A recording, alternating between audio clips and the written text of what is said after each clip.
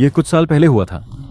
मैं कभी कभी ईबे पर सामान खरीदता हूँ और ऐसा मैं सालों से करता आ रहा हूँ। मुझे चीजें इकट्ठा करने का शौक है, जैसे खेल की यादगार चीजें, और कभी कभी मैं नीलामी में बोली भी लगाता हूँ। एक बार मैंने एक साइन की हुई फुटबॉल देखी जो मेरे पसंदीदा खिलाड़ी में से एक ने साइन की थी। उस पर कोई बोली नहीं लगी थी और शुरुआत की बोली काफी कम थी। मैंने सोचा कि ये कीमत बहुत जल्दी बढ़ जाएगी, लेकिन मैंने अपनी अधिकतम बोली लगाई और फिर इसे भूल गया, सोचते हुए कि शायद मुझे इसे जीतने का मौका मिलेगा। नीलामी में अब भी कई दिन बाकी थे। अगले कुछ दिनों में मैं इसे पूरी तरह से भूल चुका था।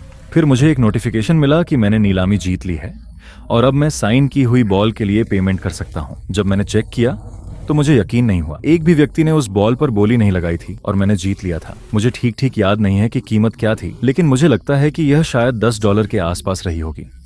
ये शायद $50 से ज्यादा की हो सकती थी। मैं बहुत उत्साहित था और पैसे चुका दिए। लेकिन अगली रात जब मैं घर पर था तो मेरे फोन की घंटी बजी। उस समय मेरे पास एक लैंडलाइन फोन था जिसे मैंने सालों से रखा था। कॉलर आईडी पर जो नंबर था वह मुझे पहचाना हुआ नहीं था, इसलिए मैंने कॉल का जवाब नहीं दिया। इसके बाद कुछ देर में एक संदेश आया।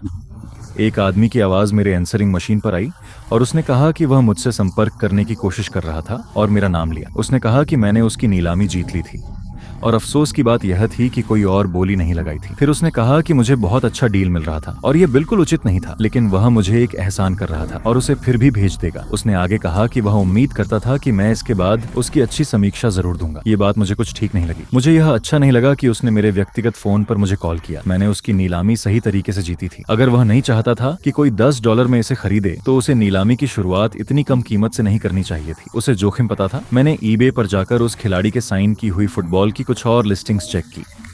वे लगभग $50 से ज्यादा में बिक रही थीं, तो उस आदमी को करीब $40 का नुकसान हुआ था। ये कोई बड़ी बात नहीं थी।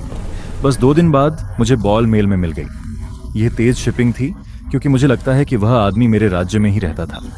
जब मुझे बॉल मिली तो ये अच्छे से पैक की गई थी और ठीक वैसे ही दिखती थी जैसे ऑनलाइन दिख रही थी। मैंने ईबे पर जाकर वह अच्छी समीक्षा छोड़ने की कोशिश की जो विक्रेता इतना चाहता था। ईमानदारी से कहूँ तो मुझे वह अच्छी समीक्षा देने का बिल्कुल मन नहीं था, क्योंकि उसने जो किया था वह मुझे परेशान कर रहा था। लेकिन जब मैंने ईबे पर लॉग इन किया तो मैंने देखा कि उसने पहले ही मुझे एक नकारात्मक समीक्षा दे दी थी। ईबे पर विक्रेता और खरीदार एक दूसरे को समीक्षा दे सकते हैं। आप इसे सकारात्मक, नकारात्मक या तटस्थ छोड़ सकते हैं। यह आपकी फीडबैक को प्रभावित करता है और अगर आपकी रेटिंग खराब हो तो लोग आपसे सामान खरीदने या बेचने से कतराते हैं। मेरी रेटिंग उस समय तक परफेक्ट थी और उसकी भी काफी अच्छी थी। मुझे लगता है कि उसकी रेटिंग 99% सकारात्मक थी। उसकी नकारात्मक समीक्षा में लिखा था, खरीदार को बहुत अच्छा डील मिल गया। स्पष्ट रूप से वह इस बात से परेशान था, लेकिन मुझे यह बिल्कुल सही नहीं लगा कि उसने मुझे बुरा रिव्यू दिया। मैं क्या कर सकता था? मैंने बोली लगाई और जीता। क्या वह चाहता था कि मैं बिना कारण और ज्यादा पैसे चुकाऊं?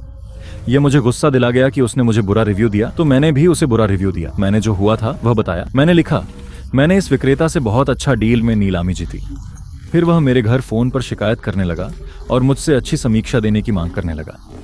बाद में उसने मुझे एक संदेश भेजा जिसे मैंने नजरअंदाज किया। मैंने उसे खोला भी नहीं। फिर अगले दिन उसने मुझे फिर कॉल किया।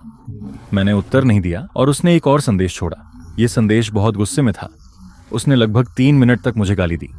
मैंने पूरा नहीं सुना और उसे डिलीट कर दिया, लेकिन यह उसे रोक नहीं सका। अगले दिन उसने मुझे फिर कई बार कॉल किया। मुझे गुस्सा आ गया और सौभाग्य से मेरे लैंडलाइन पर कॉल ब्लॉकर इंस्टॉल था। मैंने उसका नंबर ब्लॉक कर दिया ताकि वह मुझे परेशान न कर सके। कई दिन तक सब कुछ ठीक रहा, लेकिन फिर एक रात मैं घर पर था और अचानक मेरी दरवाजे पर दस्तक हुई।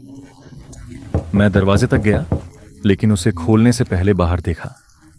वहां एक आदमी खड़ा था जिसे मैं पहचान नहीं पाया। मुझे समझ नहीं आया कि वह यहाँ क्यों आया होगा। मैंने दरवाजा खोला और उस आदमी ने मेरा नाम लिया और पूछा कि क्या यही मैं हूं। मैंने हाँ कहा। फिर उसने कहा कि उसने मुझे कुछ दिन पहले ईबे पर एक फुटबॉल बेची थी। जैसे ही मैंने यह सुना, मैंने दरवाजा उसके चेहरे पर बंद कर दिया। यह देखकर वह जोर जोर से दरवाजे पर मारने लगा। मैंने उसे चिल्लाकर कहा कि वह चला जाए या मैं पुलिस को बुलाऊंगा। वह चिल्ला रहा था और मुझसे बॉल वापस करने की मांग कर रहा था। कह रहा था कि मैंने उसे धोखा दिया। मैं यह नहीं मान पा रहा था कि यह आदमी ऐसा कर रहा था। मुझे नहीं पता कि वह बॉल के बारे में नाराज था या मुझसे नाराज था। वह वहीं खड़ा रहा और बीच बीच में दरवाजे पर खटखट करता रहा। 10 मिनट से ज्यादा वह वहीं खड़ा था, तो मैंने पुलिस को कॉल किया। जब पुलिस आई तो करीब 10 मिनट बाद वह आदमी अब भी वहीं खड़ा था। उन्होंने उससे बात की और उसने अपनी कहानी दी जो मुझे पता नहीं क्या थी।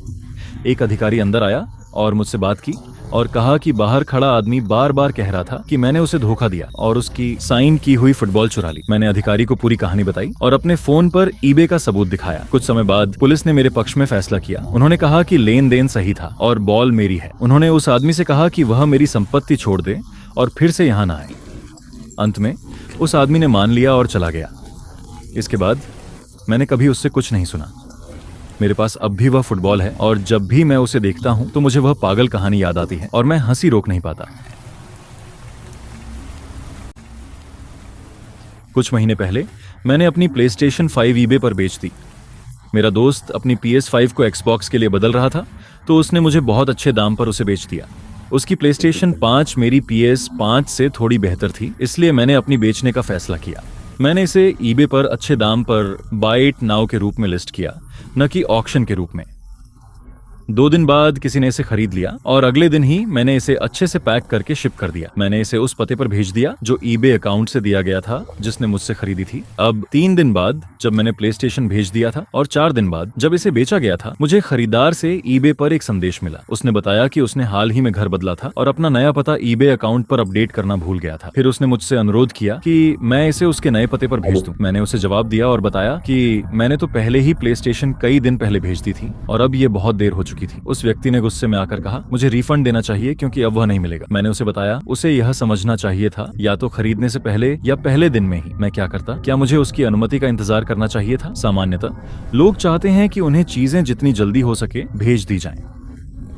उसने कहा कि वह मुझे ईबे को रिपोर्ट करेगा, लेकिन मुझे इस बात से कोई डर नहीं था क्योंकि मुझे पता था कि मैंने कुछ गलत नहीं किया था। मैंने उसे बताया पैकेज पर उसका नाम होगा तो वह या तो अपने पुराने पते पर जाकर उसे ले सकता है या जो भी वहां अब रहता है उससे संपर्क करके उसे वापस भेजने के लिए कह सकता है। मेरे ख्याल से यह एक बहुत ही तार्किक समाधान था। जाहिर है अगर यह गलत पते पर था तो किसी के लिए इसे चुराना आसान हो सकता था, लेकिन मैंने इसे एक ऐसे बॉक्स में भेजा था जिसमें यह जाहिर नहीं हो रहा था कि यह PS5 है।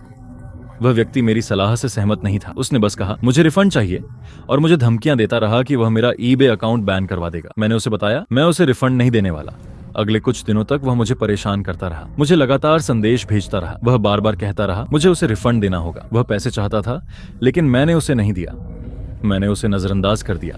तो लगभग 1 हफ्ते बाद जब मैं उसके भेजे हुए कुछ संदेशों को देख रहा था तो मैंने सोचा क्यों ना उसे थोड़ी तलाश कर लूं।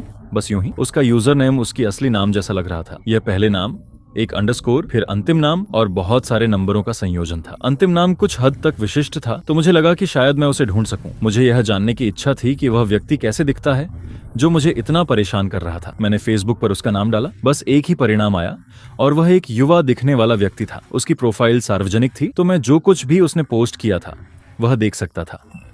वह काफी सक्रिय था। मैंने थोड़ा स्क्रॉल किया और एक पोस्ट देखा जिसने मुझे लगभग झटका दे दिया। उसने एक प्लेस्टेशन 5 की तस्वीर पोस्ट की थी जिसमें लिखा था अभी ये बुरी चीज मेल में आई, अगर COD खेलना हो तो मुझे संपर्क करो। वह प्लेस्टेशन बिल्कुल वैसा ही था जैसा मैंने बेचा था और ये पोस्ट उस दिन की थी जब मैंने प्लेस्टेशन भेजा था, यानी वह दिन जब उस आदमी ने मुझे बताया था कि उसका पता गलत था। यह आदमी पूरी तरह से मुझे धोखा देने की कोशिश कर रहा था। यह एक बुरा प्रयास था सच में। मैंने उस पोस्ट का स्क्रीनशॉट लिया और उसे ईबे पर भेज दिया। वह आदमी दावा करता रहा ये वह नहीं था। फिर उसने पलटते हुए कहा ये उसकी दोस्त की PS5 थी, उसकी नहीं। फिर उसने फिर से पलटते हुए मुझे गाली दी। उसके बाद मुझे उससे फिर कभी कोई संदेश नहीं मिला।